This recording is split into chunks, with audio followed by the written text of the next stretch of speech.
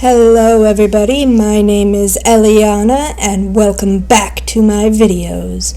Today I will be reading Through It All by Orion_Writes. This fanfiction is based on the Dream SMP lore, but there are no ships unless they're canon to lore. I will be starting a new Minecraft world called Moss. This world will be creative and super flat. I will be building a mansion. With that out of the way, let's get on with the video. Chapter 1. I couldn't comprehend the size of the city. Towering structures of stone pierced the skyline. I had never seen anything like it. Growing up on the outskirts of the capital had all but prepared me to see the busy life that the dwellers of the city led. I tried to push away my homesickness as I continued to stare, missing the peaceful silence of the farm where I was born. I'd risked everything to be here. My family back home had worked their entire lives on the notion I could make a name for myself here. Everything I'd lived for had led me to this defining moment. This is where I would be broke, either remade anew or simply left in pieces. In my awe, I had failed to notice the carriage driver sighing overly loudly as he tried to thrust my luggage in my hand.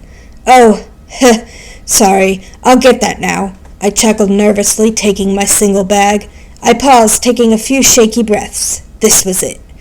That'll be 36 silver, laddie, the old coach driver wheezed as he handed my possessions over. Yes, certainly, if you'll just give me a moment. I fumbled over my words as I rooted in my top pocket for the coins. I counted out 36 and spilled them clumsily, half in the old man's hand, half on the ground. Oh, terribly sorry. Let me get that for you. I dropped my bag with a loud thump, kneeling on the mossy cobblestone, scouring for the shiny currency. It took me a good 5 minutes to find just half of them, and by this point, the driver was getting impatient, tapping his foot on the cobbles. You know what? I said brightly, straightening up. Just take this. I pulled a handful of silver out of my breast pocket and carefully this time poured them in his hands. He grunted assent, not bothering to count. This ruffled me a bit, as there were certainly more than 36 pieces.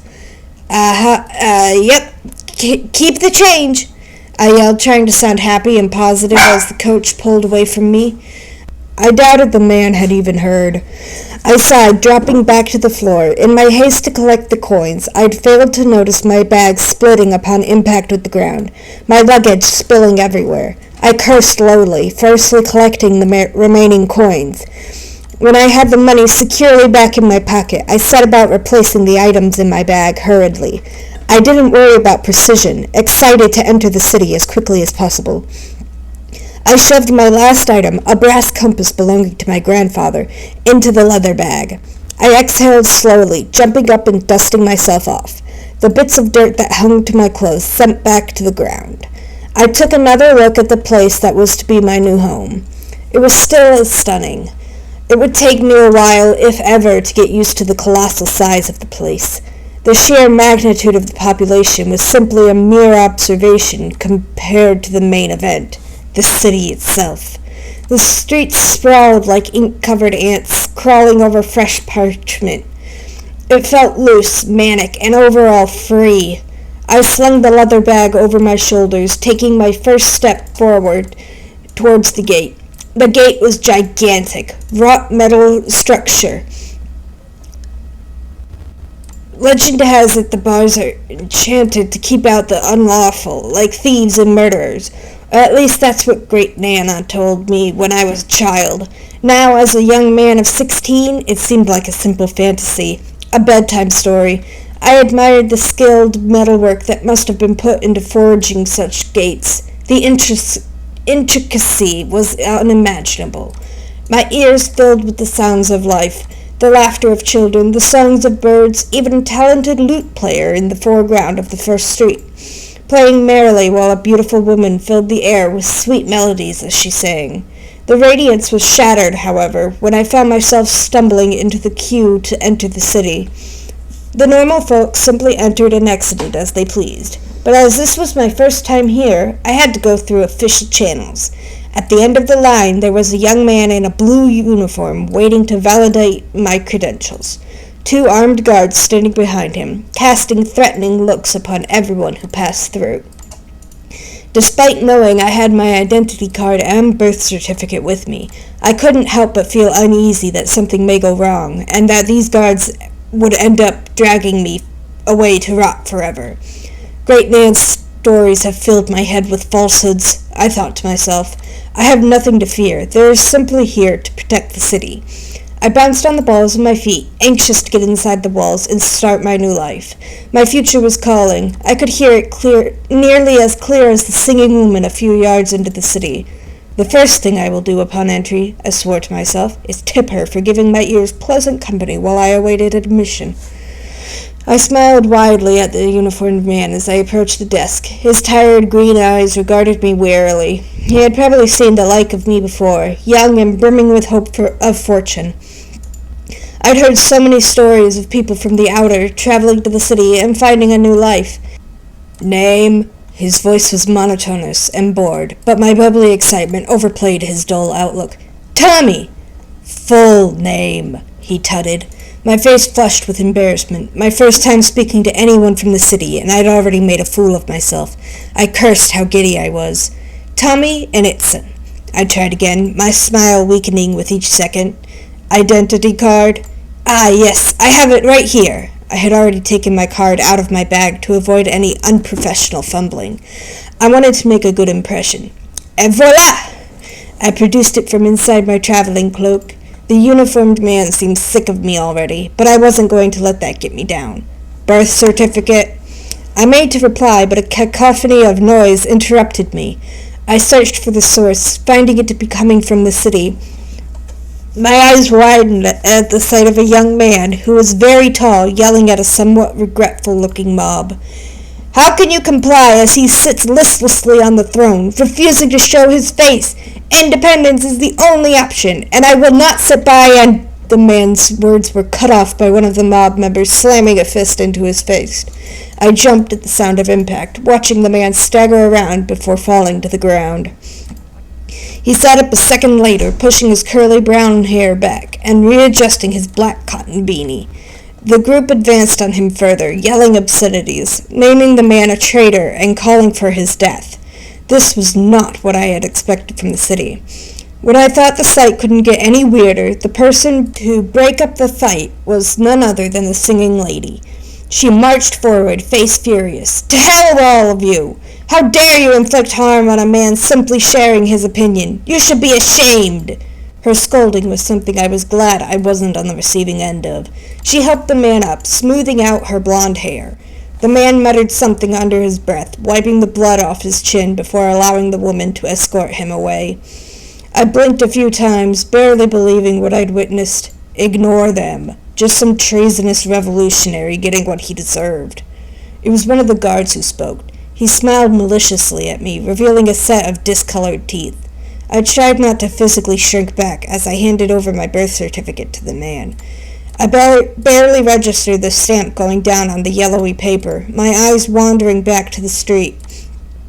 The same spot where the mob had punched the man. I felt pity for him, even if he was a revolutionary. I took my papers back, face splitting into a grin as I read the newly printed ink.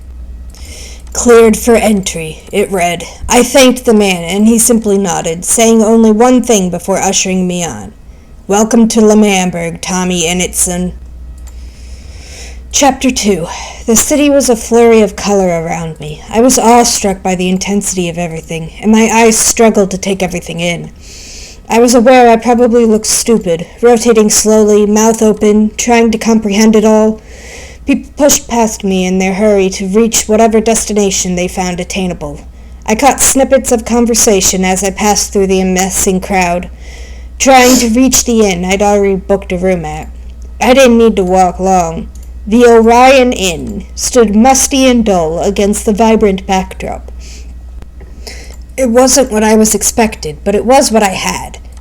The door creaked as I jammed my weight against it, begging it to budge. It seemed to groan in protest, holding fast against the worn flagstones before finally flying open and flinging me inside.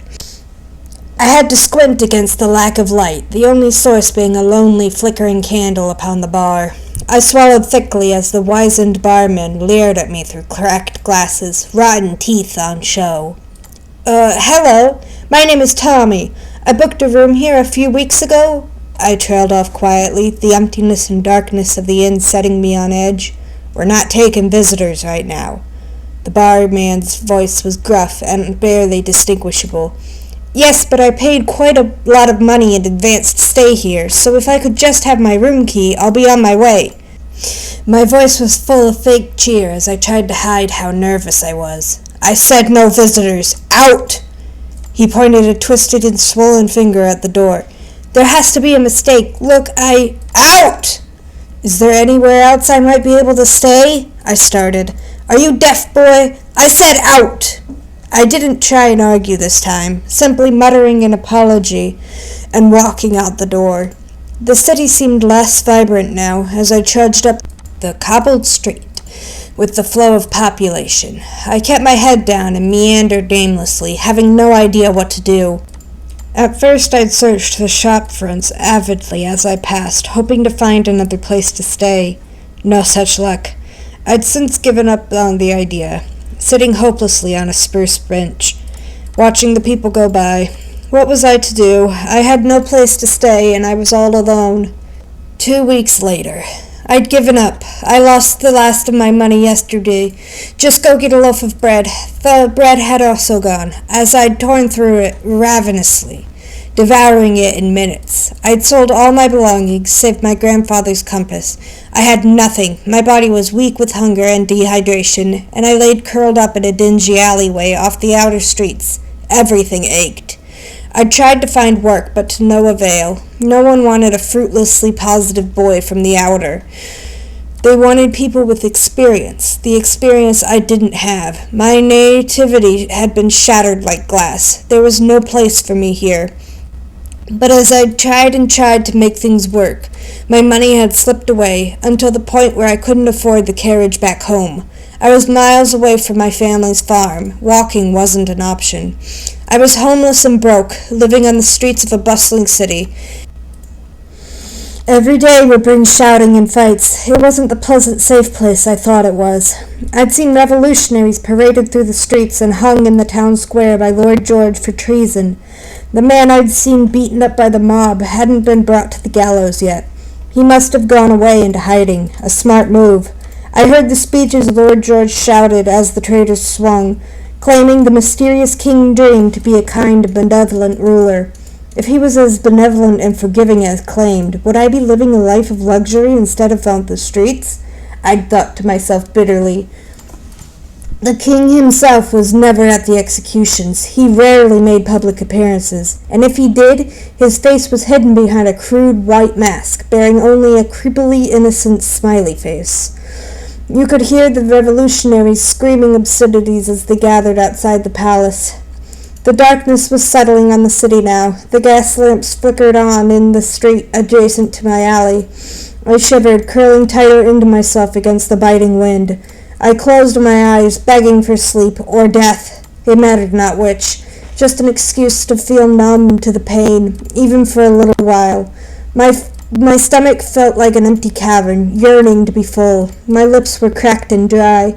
The slightest movement made them weep with blood. My joints were stiff with cold, and even shifting my head was agony. I was going to die. It was the hard truth. I'd tried to make my life here, to build a future. I slowly ran my parched tongue over my chapped lips, desperately trying to convey any moisture to them. The roughness made me wince, and I tried not to cry as rivers of scarlet opened up on my lips, streaming blood. But then again, tears were liquid. How hopeless was I that I needed to rely on my own crying to state my thirst.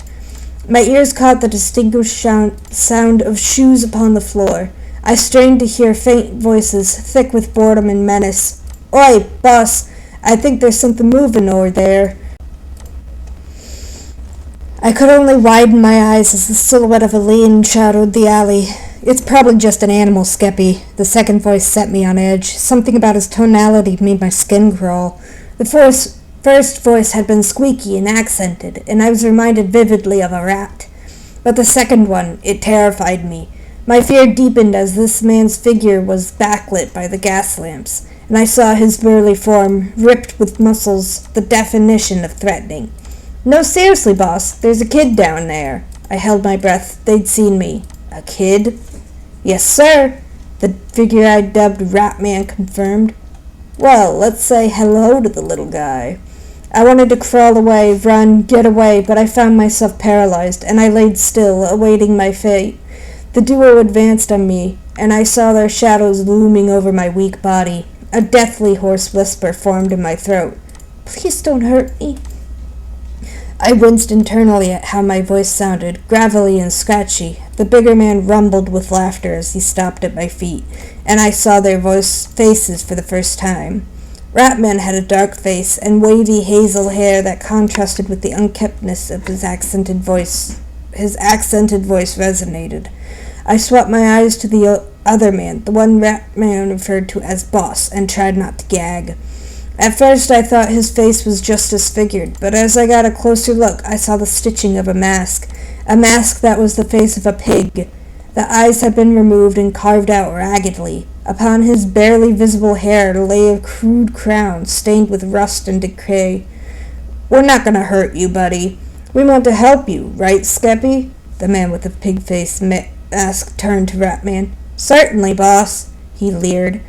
I shrank backwards, joints protesting me, sending stabbing pains throughout my body. "You look hungry, little one. Come with us. We can keep you safe, feed you, shelter you." It felt like a trick. I shouldn't have done it, but I was so weak I couldn't restrain myself. "Please," I cried with my broken voice. "And in return, you do what we tell you." Boss?" Ratman or Skeppy interrupted. "Look at this one. He's thin and weasel-like. He can get in the big spaces we can't. He'll be a useful tool," the bigger man explained. "As I was saying, boy, we help you, you help us. If you disobey us, we'll kill ya. Understand?" Stricken with fear, all I could do was nod my head rapidly, the thought of food consuming me. "Yes." "Good. Skeppy, help him up." Ratman hauled me to my feet. I bit my tongue to avoid crying out as pain ricocheted through my bones. "What's your name, boy?" "Tommy," I croaked. "You'll be valuable, Tommy." I used the last of my strength to ask a question I wish I hadn't. "Who are you?" I directed to the bigger man. "I have many names, but you can call me the Blade." Chapter 3. It turned out Skeppy and the Blade were thieves. They'd also kept their promise. I'd been with them a week, and they'd kept me fed and looked after. In return, I helped them steal goods from little-known nobles around L'Manberg. I wasn't proud of what I did, but I had to do it to survive. I scanned the dingy room that served as our base of operations, situated above a potions shop. All I could think about was the intoxicating smells of the illegal medicines downstairs. I coughed slightly, making my throat hurt. Despite now being nourished, the effects of my previous lifestyle remained. My voice was irrevocably scratchy, and my lips remained resolutely chapped. All I could do was sit in silence and accept the pain. I couldn't show Skeppy or the Blade my weakness. They governed me with fear. I could have escaped them. I could have left so many times, but the terror kept me in place. I didn't want to end up like I was a week ago. I paled as the thieving duo returned to our quote-unquote lair, looks of menace painting their faces. "Tommy, come here, boy," the Blade demanded upon entry. I shook, standing up and making my way over, bowing my head. The blow hit my face, and I stumbled back a few paces, expecting the punishment. "We were seen. We told you to take care of the guards. You didn't. You sulked back here, saving your own fucking skin. We gave you a home. We fed you. Without us, you'd be dead. We asked you to do one simple thing, and you can't even do that." My head snipped up, and I stared into the pits that were the boss's eyes. "I couldn't kill them. They were innocent. I just saw their eyes, and I couldn't, okay?" I tried to defend myself. Another blow. I reeled backward, clutching my swollen jaw. "You're a stupid, insolent, disobedient child." Every insult was punctuated with a hit until I was sprawled on the floor, whimpering as I clutched my face, furiously blinking the tears from my eyes. We rescued you from the brink of death out of the goodness of our hearts, and you repay us by letting your morals get in the way of our work. Skeppy roared. I shrank back against the wall as the two approached. The goodness of your hearts? You would have left me there if I wasn't slim enough to fit through the small spaces. You use me as a tool. You don't care about me. I was pushing it. I let out an involuntary scream, more tears slipping from my eyes as Skeppy's heel slammed into my chest. I bit my lip, trying not to make a noise as I endured hit after hit until my body lay a broken mess upon the floor. I raised a hand to my nose, wiping a smear of blood with my filthy shirt. I felt my ribs beginning to bruise already. My breath felt thick in my throat, and my joints were on fire. I tried to stand, running my hand over the wall behind me, finding only empty space to pull myself up by. I tried to ignore my desire to burst out with insults, knowing it would only get worse. I tried to focus on something else, anything else. My name is Tommy Innitson. I am 16 years old. I am from the outer. I repeated the words in my head like a prayer, ignoring the throbbing pain from every inch of my body. I closed my eyes, sliding to the ground. I just wanted it to stop, to be over. Just make it stop. Just make it stop. Just make it stop. We saved you from poverty. We can put you back just as easily. The man with the pig-faced mask leered. My eyes widened. No, please. I'll do anything. Just don't put me back there. Please, I'm begging you. Don't make me go. I had become a blubbering mess, wailing and begging for mercy. I hated my weakness in this moment, but it was all I could do to appease them.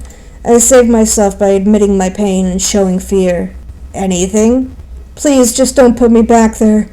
My body was racked with sobs. I hated this. I hated crying in front of them. I couldn't go back to the streets. I simply couldn't. It's time, Skeppy. Boss? The leaner man turned to face the blade. Bring the blueprints. Blueprints? What blueprints? It seemed I didn't have to wait long to find out. I took the liberty of cleaning the blood off my face as Skeppy bustled around the back of the badly lit room we were in. He slammed the scorched parchment onto the rickety oak table, motioning the others to gather around. Tommy, a little more light, the man with the pig mask instructed. I nodded, a stray tear falling from my cheek to the floor. I wiped it away hastily, fumbling with the matches. I got a gas lamp lit and placed it delicately on the table, gasping as I saw the sketches on the paper. But that's the palace. Skeppy cut me off with a smirk. The palace? They were going to rob the palace? Were they insane? But there are so many guards. You must be crazy, I exclaimed, forgetting my sore throat. I choked at the end of my sentence, gasping for air against the rawness of the inside of my neck grating together. I coughed a few times, spluttering loudly. That's where you come in, boy. You said you'd do anything, so this is it. You take care of the guards, we'll get the gold. Dream's vault is renowned for its riches, the blade explained. My eyes flicked between the two criminals who'd inducted me into their scheme. But I can't kill anyone. Besides, everything we know about Dream is a rumor. So what proof of his wealth do we have? I pointed out, trying to find a way out of the plan. I yelped unexpectedly as the burly man grabbed my face in his grubby fist, bringing my blonde-topped head level with his. You will do as I say, Tommy, or we'll keep our promise. We'll kill you, the blade hissed. I gulped. I didn't want to die, that was for certain. They expected me to take the lives of others. My morality and survival instincts were clashing in my head. You really don't want to make us mad, do you? Skeppy sneered. I'll do it. Alright, everyone, that's it for this episode. Join us next time for more fanfiction reading with Minecraft. My name is Eliana. You've been a wonderful audience, and I will see you all later. Bye-bye!